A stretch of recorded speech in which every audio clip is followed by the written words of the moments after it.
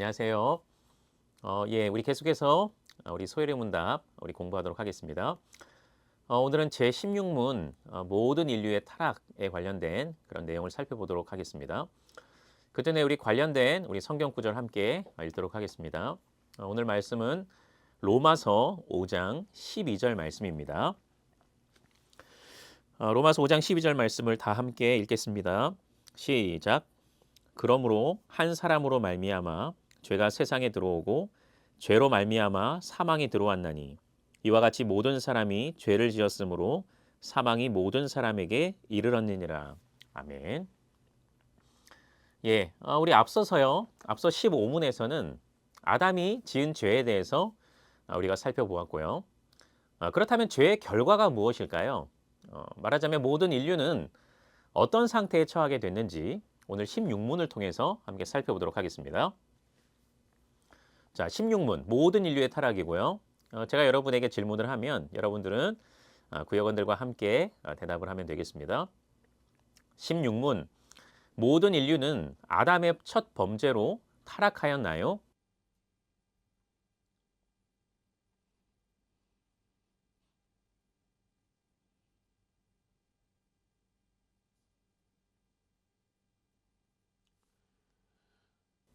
오늘 대답은 조금 긴데 오늘 이 내용을 중심으로 한번 중요한 내용들을 한번 살펴보도록 하겠습니다. 첫 번째로 우리가 다루게 될 주제는요. 모든 인류에게 전가된 아담의 범죄라고 하는 주제입니다. 여러분 하나님께서는 첫사람 아담과 영생을 약속으로 한 가지 언약을 세웠다 그랬죠. 우리는 그것을 가리켜 생명의 언약이다 혹은 행위 언약이다 라고 이렇게 부른다 했습니다. 그런데 아담은요. 죄를 졌죠.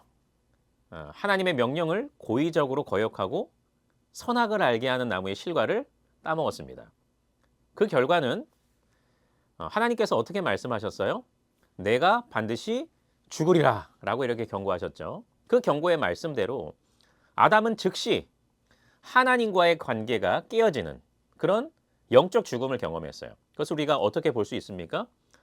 그 즉시 아담과 하와는 하나님의 낯을 피하여 숨었죠. 그리고 결국 에덴 동산에서 쫓겨나게 되는 그런 결과에 처하게 되었죠. 이렇게 영적 죽음을 경험했고 또한 그는 비록 그 생명이 연장되는 은혜를 누리기는 했죠. 그럼에도 불구하고 결국 930세에 생을 마감하는 육체적인 죽음도 경험하게 되었습니다. 그런데 성경은 아담이 지은 죄의 형벌로서의 이 죽음은 아담 자신에게뿐만 아니라 모든 인류에게도 미친다고 증거하고 있어요. 고린도전서 15장 22절에 보니까 아담 안에서 모든 사람이 죽은 것 같이 이렇게 얘기하고 있어요. 여러분 심지어 아담의 범죄는요. 아담 자신이 지은 것일 뿐만 아니라 모든 인류도 함께 저지른 것이라고 또한 증거하고 있습니다. 우리가 오늘 로마서 5장 12절을 읽었는데 이렇게 얘기하고 있죠. 그러므로 한 사람으로 말미암아 죄가 세상에 들어오고 죄로 말미암아 사망이 들어왔나니 이와 같이 모든 사람이 죄를 지었으므로 사망이 모든 사람에게 이르렀다라고 이렇게 증거하고 있는 것이죠. 따라서요. 성경은 모든 사람들이 다 죄인이다라고 이렇게 선언하고 있죠. 그렇죠? 우리가 잘 알고 있는 로마서 3장 10절에서 12절에 보면 의인은 없나니 하나도 없으며 깨닫는 자도 없고 하나님을 찾는 자도 없고 다 치우쳐 함께 무익하게 되고 선을 행하는 자는 없나니 하나도 없다라고 이렇게 모든 사람이 다 죄인임을 우리에게 선포하고 있습니다. 그러니까 이런 논리로 볼 때요. 이런 논리적인 측면을 생각해 봤을 때 죄를 지은 모든 인류가 받게 될 형벌로서의 죽음은 매우 타당하고 아주 마땅한 것이라고 할 수 있는 것이죠. 자, 우리 다음으로 살펴볼 주제는요. 이제 마지막이자 두 번째 살펴볼 주제는요. 대표성의 원리라고 하는 주제입니다. 여러분 아담의 범죄가 인류에게 전가되었다는 이 성경의 진리를 접하게 될 때 여러분 어떤 생각들이 좀 들어요? 어떤 좀 질문들이 생겨나게 됩니까? 바로 아니 아담이 지은 죄랑 나랑 무슨 상관이냐 이거죠. 더 나아가서 아담이 지은 죄에 대해서는 아담에게만 책임을 돌리는 것이 정당한 것 아닙니까? 하는 이런 불평 섞인 생각도 드는 것이죠. 왜요? 아니 저와 여러분 에덴 동산에 없었잖아요. 그런데 왜 우리에게 이런 죄의 결과가 우리에게 있어야 합니까? 왜 우리가 죄인이어야 합니까? 라는 질문이 생겨날 수 있는 것이죠. 여러분, 이것에 대한 대답이 바로 우리가 지금 살펴보고 있는 대표성의 원리라고 하는 교리입니다. 아담은요, 단순히 인류의 생물학적인 조상일 뿐만 아니라 하나님 앞에서 모든 인류를 대표하는, 말하자면 언약적 머리로 세워졌던 것이죠.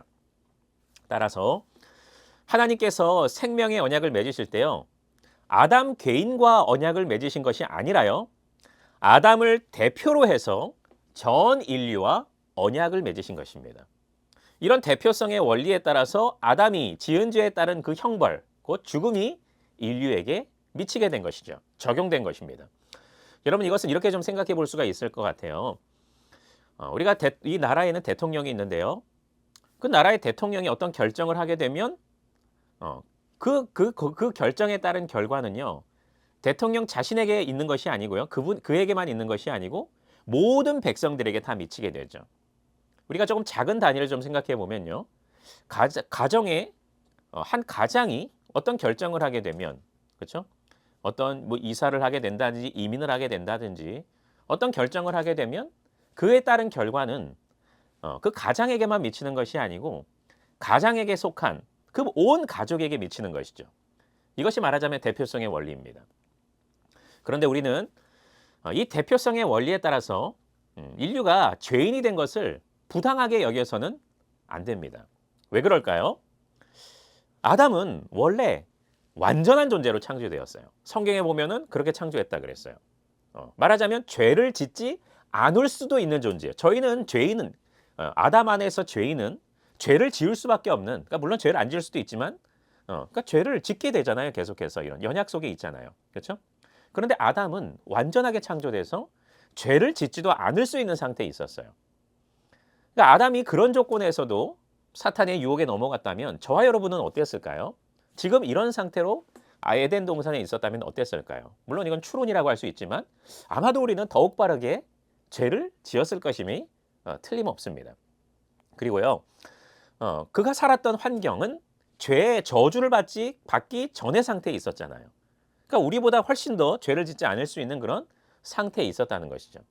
그러니까 이런 것들을 생각해 봤을 때 우리는 그러니까 이런 것들에 대해서 어떤 대표성의 원리에 대해서 불평하거나 내가 거기에 있었으면 좀 더 잘했을 텐데 이렇게 생각할 필요가 없다는 것이죠.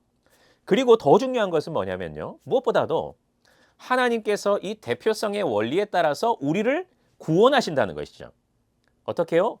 그리스도 안에서 신자의 대표인 그리스도의 순종을 통해서 우리를 구원하신다는 이 대표성의 원리로 인해서 우리는 구원을 받기 때문에 우리는 이 대표성의 원리에 대해서 불평하거나 원망해서는 안 되는 것이죠. 바울은 이것에 대해서 고린도전서 15장 22절에서 이렇게 말하고 있어요.